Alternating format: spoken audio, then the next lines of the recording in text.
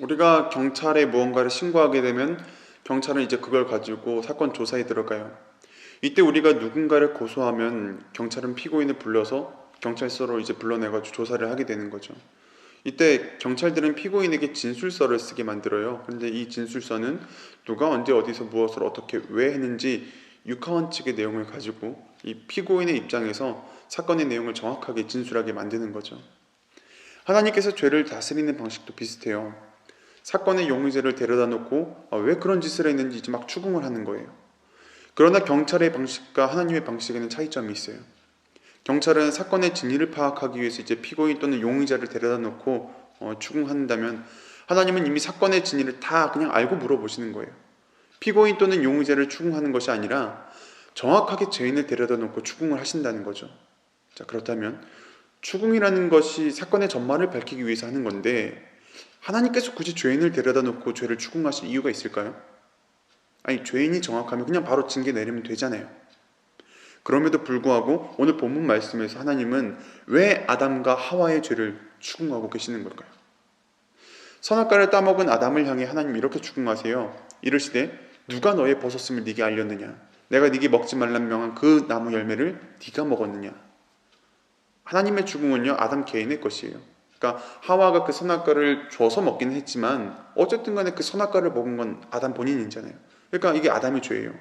하나님은 그러한 아담의 죄를 물으시는 거예요. 그런데 아담의 대답을 보세요. 아담이 이르되 하나님이 주셔서 나와 함께 있게 하신 그 여자 그가 그 나무 열매를 내게 주므로 내가 먹었나이다. 그러니까 아담이 이제 막 핑계를 대기 시작해요. 우리도 죄를 추궁당했을 때 내 죄를 경감시키기 위해서 막 변명이라는 것을 하잖아요. 이걸 법정에서는 변호라고 하는데, 아담은 하나님 앞에서 자신의 죄를 작아 보이게 만들기 위한 핑계를 대는 거예요. 그래서 12절 마지막에 보면요, 아담이 자신의 죄를 아주 짤막하게 말해요. 내가 먹었나이다. 자신의 죄를 인정하죠. 그러나 반성의 기미는 없어요. 아담은 회개하지 않았기 때문에 지금 자신의 죄를 추격하고 있는 거예요. 그러니까 죄책을 피하려는 속셈이죠. 이것을 위해 이제 그는 나머지 핑계를 대기 시작해요. 근데 하지만 아담의 경우에는 좀 핑계의 선을 넘었어요. 차라리 말하지 않았으면 좋았을 뻔 했는데 일명 선 넘는 발언을 해버린 거죠. 12절을 좀 자세히 보시면요, 죄의 책임을 지금 누구에게 떠넘기고 있나요? 아담은 자신의 죄책을 지금 표면적으로만 보면 하와한테 지금 떠넘기는 것 같아요. 그런데 이 대화의 이면에는요, 이 문제의 원인이 하나님이라고 지금 지목을 하고 있는 거예요. 보세요. 선악과 열매를 자신에게 준 건 하와예요. 그런데 그 하와를 준 것은 하나님이라는 거예요. 그래서 최종적으로는 하나님 때문에 내가 선악과를 먹었다고 지금 막 적반하장 하나님과 맞서서 지금 대적하는 거예요. 여러분, 하나님은 왜 아담의 죄를 추궁하셨을까요? 이 문제를 계속 생각하면서 오늘 말씀을 좀 잘 듣고 따라오시면 좋을 것 같아요. 하나님은 아담과의 대면 조사를 마치시고 이번엔 하와를 추궁하세요. 13절에 여호와 하나님이 여자에게 이르시되 네가 어찌하여 이렇게 하였느냐? 하나님은 아담에게 그랬던 것처럼 하와에게도 개인의 죄를 물어보세요. 그리고 하와는 아담의 전처를 그대로 밟아나가요. 13절 하반절에 여자가 이르되 뱀이 나를 깨므로 내가 먹었나이다. 그러니까 하와 역시 핑계를 대요. 내가 먹긴 먹었는데 뱀 때문에 먹었대요. 그녀도 자신의 죄를 반성하는 기미가 전혀 보이질 않아요. 자, 이제 마지막 추궁의 대상이 남았어요. 뱀이에요. 그런데 특이한 점은 하나님께서 뱀의 죄는 추궁하지 않으신다는 거예요. 하나님은 뱀에 대해서만큼은 죄를 추궁하지도 않고 그냥 바로 심판을 때려버리세요. 14절을 보세요. 여호와 하나님의 뱀에게 이르시되 네가 이렇게 하였으니 네가 모든 가축과 들의 모든 짐승보다 더욱 저주를 받아 배로 다니고 살아있는 동안 흙을 먹을지니라. 하나님은 뱀에게 네가 왜 이런 죄를 지었냐고 조차 물어보지 않으세요. 그러니까 묻지도 따지지도 않고 그냥 바로 저주를 딱 내려버리시는 거예요. 왜 그러셨을까요? 왜 아담과 하와의 죄는 추궁하시면서 왜 뱀은 추궁도 없이 바로 심판을 선언하는 걸까요? 그 이유는 인간이 가진 특수성 때문에 그래요. 인간은 유일하게 하나님의 형상을 닮은 존재예요. 그러니까 모든 만물 중에 유일하게 하나님의 주권을 대리하는 특별한 존재인 거죠. 그 존재가 바로 아담과 하와였어요. 그리고 하나님은 이 두 사람을 무척이나 사랑하셨다는 거예요. 오죽하면 하나님은 이 두 사람과 언약을 맺었을까요? 아담과 하와는 세상의 모든 것을 다스릴 수 있었어요. 그러면서 한편으로는 자신들이 섬겨야 할 대상은 오직 하나님밖에 없었던 거예요. 하나님은 그런 아담과 하와에게 섬김을 강요하지 않으세요. 대신 그들에게 선택하게 만들었어요. 그게 바로 선악과 언약의 본질이에요. 하나님은 선악과를 먹지 말라고 하시면서 그 행동 자체를 강제하지는 않으세요. 인간의 자유의지에 그것들 다 맡겨버리시는 거죠. 아담과 하와는 선악과를 먹을 수도 있고요, 안 먹을 수도 있어요. 이거는 본인들이 그렇게 하면 돼요. 다만 하나님을 섬긴다면 선악과를 먹지도 만지지도 말아야 되겠죠. 그러나 더 이상 하나님을 따르지 않기로 결정했기 때문에 그들은 선악과를 먹은 거예요. 하나님은 인간에게 자유의지를 주실 만큼 그들을 정말 사랑했어요. 그들에게 하나님 사랑하기를 강제하거나 로봇처럼 움직이도록 그렇게 만들지 않았어요. 대신 그들이 하나님의 은혜를 받고 사랑을 경험하면서 자신들의 의지로 하나님을 선택하게 만드시는 거죠. 이게 찐사랑이잖아요. 그랬던 인간들이 선악과를 먹고 죄를 범했어요. 하나님의 사랑이 배신당하는 순간이죠. 더군다나 아담과 하와는 하나님의 낯을 피했던 인간들이에요. 히브리어에서 낯을 피하다라는 이 말은요, 그 사람과 관계를 끊겠다라는 말이에요. 그러니까 이걸 우리말로 절교라고 하죠. 아담은 하나님과 절교하려고 했어요. 하나님과의 교제를 완전히 끊어내려고 했던 거예요. 자, 그럼에도 하나님은 아담을 곧바로 징계하지 않으세요. 왜요? 하나님은 아담에게 기회를 주시는 거예요. 이게 무슨 기회예요? 회개의 기회예요. 그리고 이 회개의 기회는 하와에게도 동일하게 주어졌어요. 그래서 하나님은 그들의 죄를 추궁하신 거예요.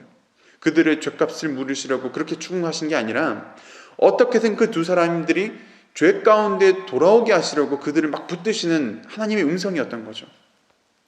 그러나 그 결과를 보세요. 아담과 하와는 자신의 죄를 인정하지 않아요.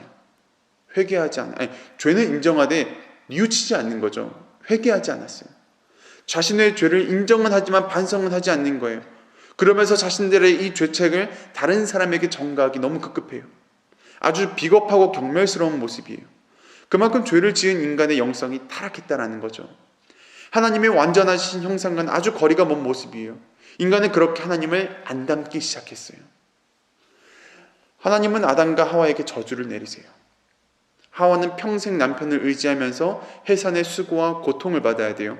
아담은 평생을 땀 흘려 일을 해야지만 먹고 살 수 있어요. 그나마 열심히 일해도 자연재해가 닥쳐서 일의 결과를 다 망칠 수도 있는 거죠. 그리고 이 두 사람은 영원히 에덴 동산에서 쫓겨나게 돼요. 하나님은 신상필벌이 확실한 분이에요.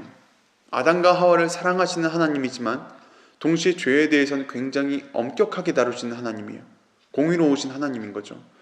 하나님은 아담과 하와가 자신의 죄값을 치르게 만드세요. 자, 그러나 하나님의 저주를 보면요, 이게 또 마냥 저주만은 아니에요. 본래 일이라는 것은요, 이거 하나님도 하셨던 거고 사람도 하는 거였어요. 아담은 타락 이전에도요, 일을 하고 있었어요. 자신이 경작한 토지의 소산을 먹고 있었던 거죠. 자, 그러나 저주 받았다는 것은요, 땅이 그를 거부하고 자연재해가 생겨났다는 말이에요. 그리고 타락한 인간의 본성이 이를 끔찍이도 고통스럽게 여기기 시작했다라는 거죠.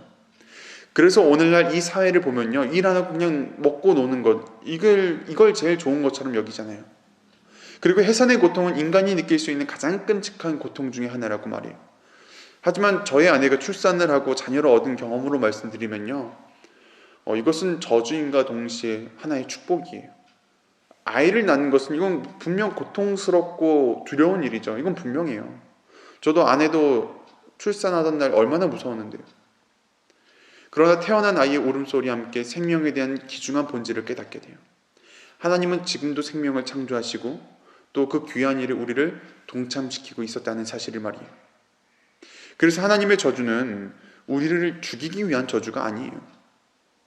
말 그대로 이것은 징계예요.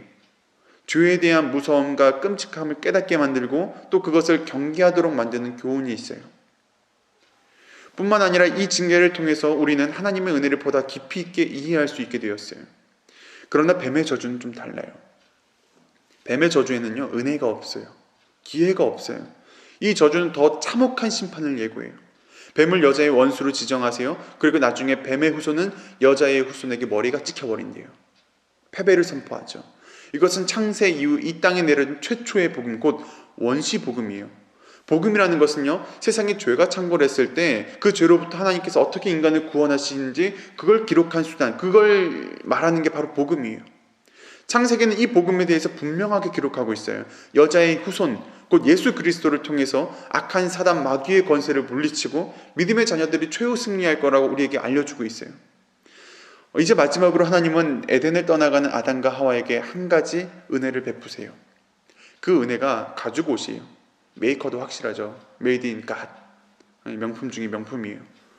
이 가죽 옷이 왜 은혜냐면요, 일단 적어도 풀립 치마보다는 가죽 옷이 그래도 낫지 않을까요? 이건 제 피셜이에요. 저의 피셜일 뿐이고, 진짜 이유는 따로 있어요. 가죽 옷을 입혔다는 것은요, 곧 하나님께서 그 두 사람을 죽이지 않고 살렸다는 것을 의미해요. 그러니까 한마디로 구원이죠. 로마서 6장 23절은요, 죄값은 곧 사망이라고 말해요. 아담과 하와도 죄를 지었으니까 어쩌면 그 두 사람도 그 자리에서 죽임당해도 할 말이 없어요. 하지만 하나님은 아담과 하와를 죽이지 않으세요. 다만 저주를 통해서 그들을 징계하실 뿐이에요. 자, 그렇다면 죄값인 죽음은 어떻게 되는 걸까요? 그냥 넘어가는 거예요? 절대 그렇지 않아요. 가죽옷을 입기 위해서는 결국 동물이 희생되었다는 것을 말해요. 사람의 생명을 죽이지는 않았지만 다른 동물이 대신해서 죽었다는 거죠. 그리고 그런 동물의 가죽을 옷으로 입었다는 것은 누군가의 희생을 통해서 나의 생명을 보호받았다라는 그것을 의미해요. 그러니까 하나님은 이 가죽옷을 통해서 인간들에게 속죄의 방법을 지금 알려주시는 거예요. 피 흘림을 통한 속죄를 지금 가르쳐 주시는 거죠. 이것이 이제 나중에 유대법에 보면요, 유대 제사법에서 희생제사가 되고요, 신약에 와서는 예수 그리스도의 십자가 피 흘리심으로 단 한 번의 영원한 제사를 지금 의미하게 돼요. 자, 어쨌든 간에 하나님은 죄값을 철저하게 받아낸과 동시에 아담과 하와에 대한 사랑을 거두지 않으시고 여전히 그들에게 은혜를 베푸신다는 사실을 우리가 알게 되었어요. 오늘날 우리도 마찬가지예요. 하나님은 우리가 죄를 지었을 때 즉각적으로 반응하세요. 성령님께서 우리 마음에 찾아오셔서 우리를 부르시는 거예요. 하지만 죄의 점령당 우리의 이 완악한 마음이 성령님의 음성을 듣지 못하게 만드는 거죠. 그래도 하나님은 우리를 포기하지 않고 끝까지 붙드세요. 마치 하나님께서 아담의 죄를 추궁하셨듯이 저와 여러분의 죄를 물어보실 거예요. 그런데 많은 사람들이 죄를 짓고 하나님 앞에 서기가 정말 두려워서 그래서 하나님을 피하게 돼요. 자신의 죄가 추궁당하는 것이 이게 괴로워서 이런저런 병명들을 막 둘러대고 나의 죄를 작게 만들려고 노력하는 거죠. 하지만 그럴수록 하나님의 은혜로부터 우리가 멀어지고 있음을 깨달아야 합니다. 우리는 죄를 인정하는 것을 넘어서 죄를 뉘우치고 회개해야 돼요. 빨리 회개할수록 우리는 하나님의 은혜 안으로 빨리 들어갈 수 있다는 것을 기억하셔야 돼요. 지난 한 주간 여러분의 삶은 어떠셨나요? 혹시 여러분도 하나님과 절교하려고 하진 않았나요? 계속해서 하나님을 불순종하는 죄를 우리가 연속적으로 선택하진 않았나요? 하나님은 우리를 쉽게 포기하지 않습니다. 다만 우리들에게 돌아올 기회를 주십니다. 그러나 이 기회가 언제까지 주어질지는 아무도 몰라요. 그러니 이 기회가 다 지나가기 전에 하루빨리 주님께로 돌아오기를 바랍니다.